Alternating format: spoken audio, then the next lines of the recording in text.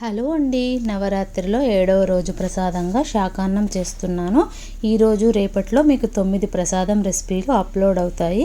ఈరోజు మొదటి రోజు కదా, మీ అందరికీ కూడా దేవీ నవరాత్రి శుభాకాంక్షలు అండి.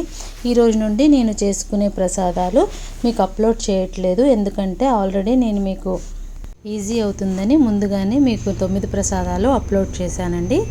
ఒక గ్లాసు రైస్ని నీట్గా 2-3 సార్లు రైస్ వాష్ చేసుకొని 2 గ్లాసుల నీళ్ళను పోసి ఒక పావు గంట వరకు నాననిస్తున్నాను రైస్ని. ఆ తర్వాత కుక్కర్లో కొంచెం ఆయిల్ వేసుకొని బిర్యానీ ఆకు, 2 యాలకులు, 1 చెక్క, 2 లవంగాలు, 1 స్పూన్ జీలకర్ర వేసుకొని కొంచెం దూరగా ఫ్రై చేయాలండి.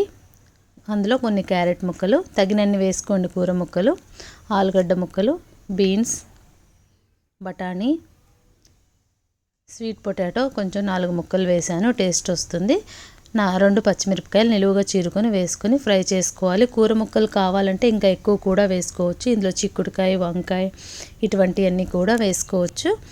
ఇందులో కాస్త ఉప్పు వేసుకొని ఒకసారి మిక్స్ చేస్తున్నానండి. ఆ తర్వాత అల్లం పేస్ట్ మాత్రమే నేను వేసాను. ఇందులో ఒక హాఫ్ మినిట్ వరకు ఫ్రై చేసుకొని ఇప్పుడు ఒక హాఫ్ స్పూన్ వరకు షుగర్ వేసుకోవాలి, దాంతోనే టేస్ట్ వస్తుందండి. నేను ప్రసాదం కాబట్టి అల్లం పేస్ట్ వేసాను, లేదంటే అల్లం వెల్లుల్లి పేస్ట్ వేసుకోవచ్చు జనరల్గా తినేటప్పుడు.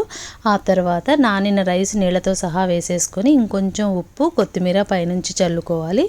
1 స్పూన్ నేతిని వేసుకొని ఇప్పుడు మనం కుక్కర్ లిడ్ పెట్టుకొని మీడియం ఫ్లేమ్లో ఒక 2 నుంచి 3 విజిల్స్ రానివ్వాలండి.